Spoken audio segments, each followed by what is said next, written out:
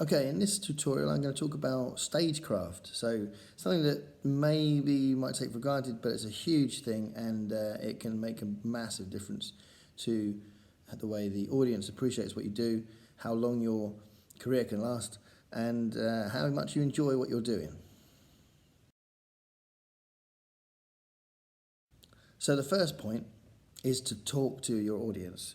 I spend a lot of the 2 years I'm with my students trying to develop that part of their stagecraft. It's something that quite often when you're 16 you kind of absolutely had no experience of whatsoever. And there's a technique to it, but it's something that you develop yourself. It's very personal, it's very subjective, and what you say to the audience is literally your stage persona. So some people might be very good at just being warm, and sometimes it can be that you're good at being funny on stage, and that or just endearing. Sometimes it's not about being funny, it's just about being endearing. But if you don't talk to the audience, then the connection is much weaker. That connection is essential to having a successful gig, and for the audience to walk away saying that was a very special night. Memorable nights, other nights when those magic moments happen between an audience and an artist on stage.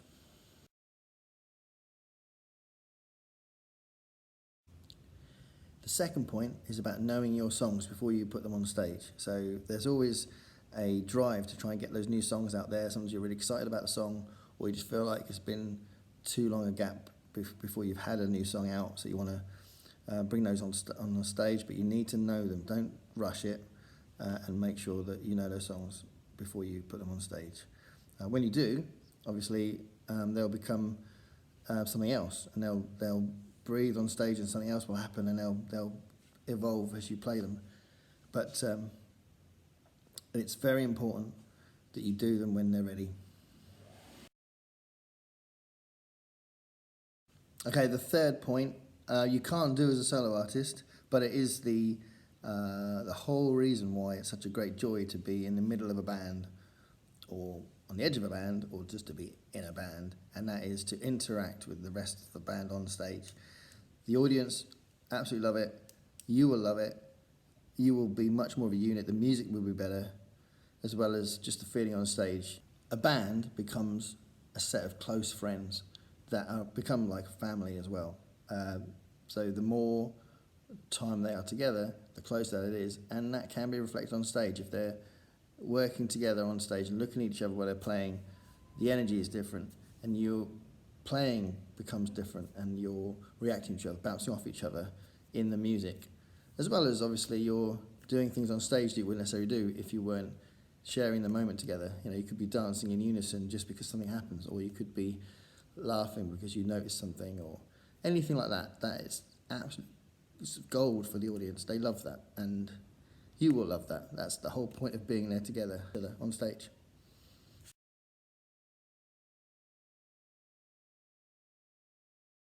The fourth element I want to talk about is reading the room. So this is a skill that you would develop the more you play, and it's something that the more variety of gigs you do, the more this will be necessary, but also the more you will be able to develop the skill as well. And that's the idea of reading what the audience want, what the atmosphere of the gig is like, what kind of gig is it. If you've got a variety of different songs at your disposal, so different originals, different covers you like, different tones in the song, so you might have, light and fluffy songs mixed in with heavier songs, political songs.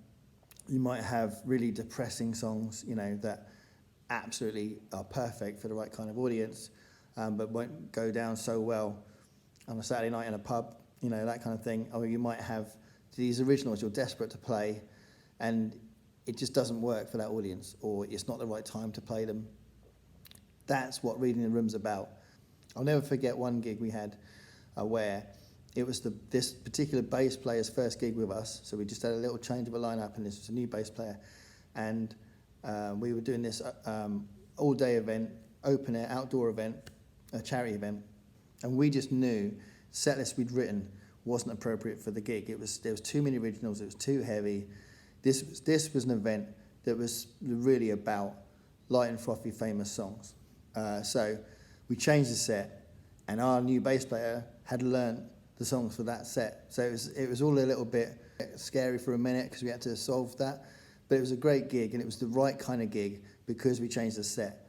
And our bass player was amazing because he is amazing. But the point is, it was important to change the set because we knew we were reading the room, even though it was an outdoor gig, it wasn't a room.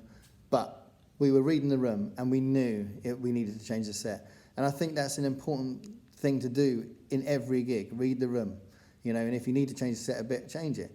If you need to shuffle the set, so you're not necessarily, you're not just changing the songs, but you're changing the order of the songs. That's an important thing as well. It could mean that also you want to just bring out a song quickly to get the audience's attention back again because you've lost it a bit, doing a couple of originals that didn't work or a couple of covers that didn't work. You know, sometimes they will surprise you.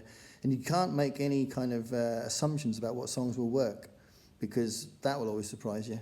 So reading the room, a really important skill that you will develop the more you play. You know, a wedding gig is very different from a festival gig doing original songs. And that's something to think about.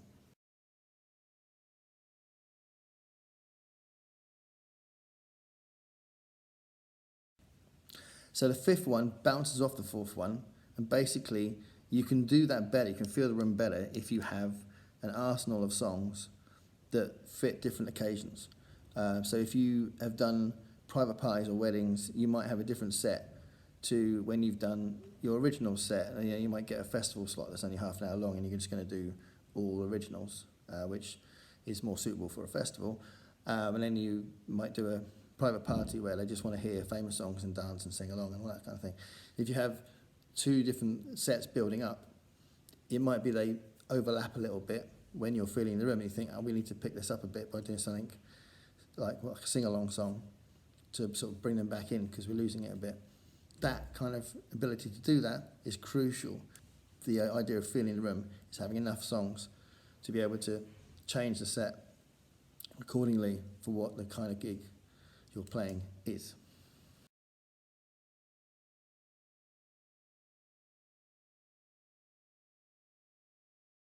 So, regular gigging is all about making connections and making someone feel like they want to come and see you again. And one of the things, clearly the biggest thing is creating good music on stage and all those other things I said before about how to talk to the audience and that sort of stuff. But one of the things that some people take for granted that is very, very important is talking to the audience as you're setting up and they're arriving, if this is a pub gig. Or if you're playing a venue gig and there's a support artist on, you could talk to the audience then. Just to kind of make sure that you acknowledge that they've turned up and thank them for that. In the breaks, talk to them. You know, there may be someone who's travelled a long way to see you, or someone that has been dying to see you for a while, couldn't see you for a while, they've been ill, or they just hadn't had the opportunity to see you, but they've been following you online or something. Make a fuss about it because they will appreciate it and you should appreciate it. So that's the best way to appreciate it, by actually talking to them. There's no point in appreciating it and not saying anything because they won't know that you appreciate it. So those kind of connections are really important. So any chance you can, before the gig, during the gig, in the breaks, and after the gig's finished, if you can, speak to them then. Obviously, as you get more famous, you might not be able to do that so much, but certainly as you start, you will have opportunities to talk to the audience. And it's enormously important for them to feel important.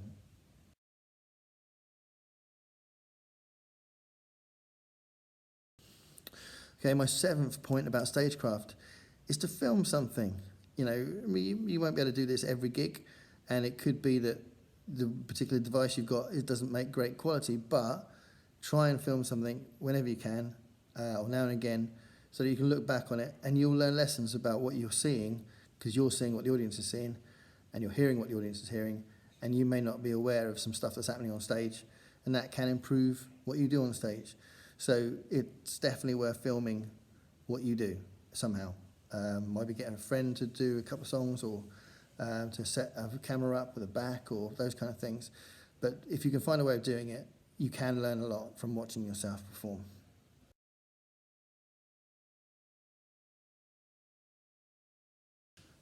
Okay, so a cover song or an original song doesn't have to be played the same way every time. And there are some songs that you'll be playing for years if the public like it, and then they might keep asking for it.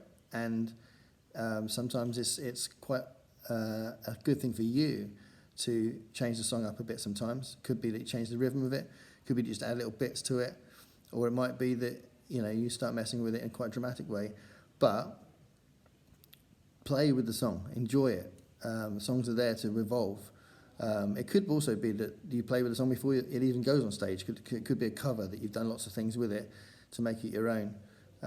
But when you start playing on stage, that's not the final version of that song. Each time it could be a different way of doing it. And there's always things you can do. You can change the rhythm, change the lead parts, change the style and the tone of the song, as well as all the extra ad-libs that might happen. But just enjoy it, relax, and the audience will pick up on that. I like the fact that each time you do that song, it's different. So never assume that a song is finally created and you're going to just reproduce it on stage. Playing a song on stage is not about reproducing it. It's about letting it live again for those few minutes in whatever form it takes at that moment.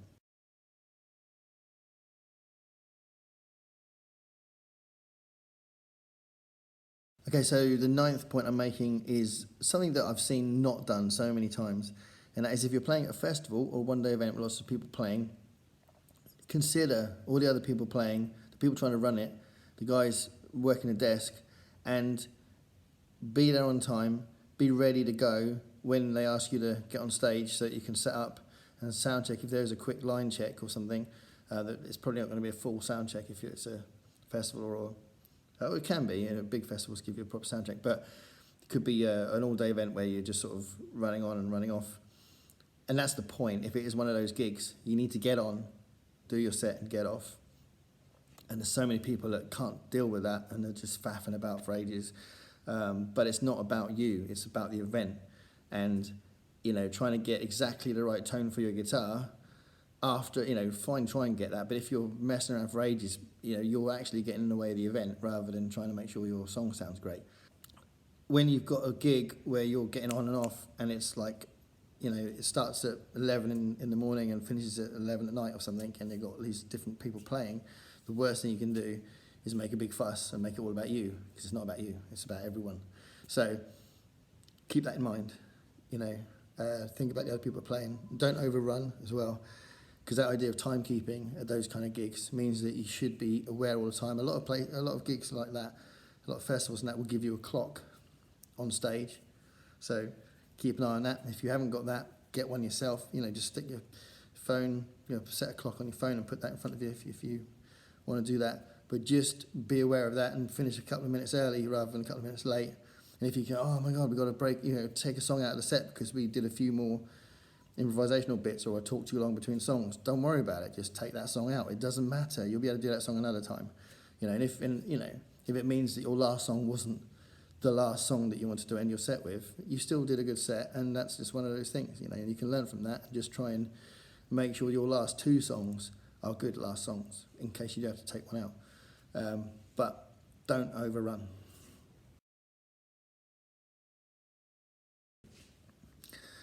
Okay, so the last point I'm going to make is it's kind of linked to enjoying yourself on stage, but it is also about using the space and letting the audience relax because you're moving about. They're basically moving about on stage and reacting to the song. So if it's a big song, fast song, you can, and that earlier idea about interacting with the rest of the band, all that stuff comes into play with this idea of using the space on stage and moving about to make the song come alive. Not moving can work for some kind of songs, but ultimately it's really important that you use that stage space and use the rest of the band and just to enjoy yourself, relax.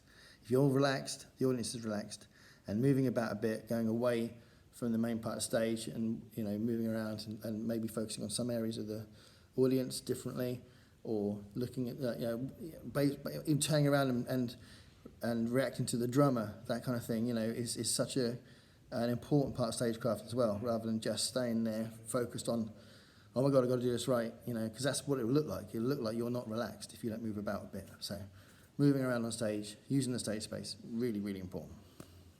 So there are tons of, 10 points that I've made. There could be more. Stagecraft is a developing, evolving thing that you'll be doing.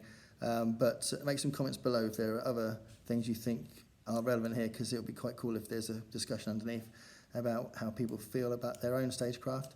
And subscribe to the channel if you've enjoyed these videos. Thank you.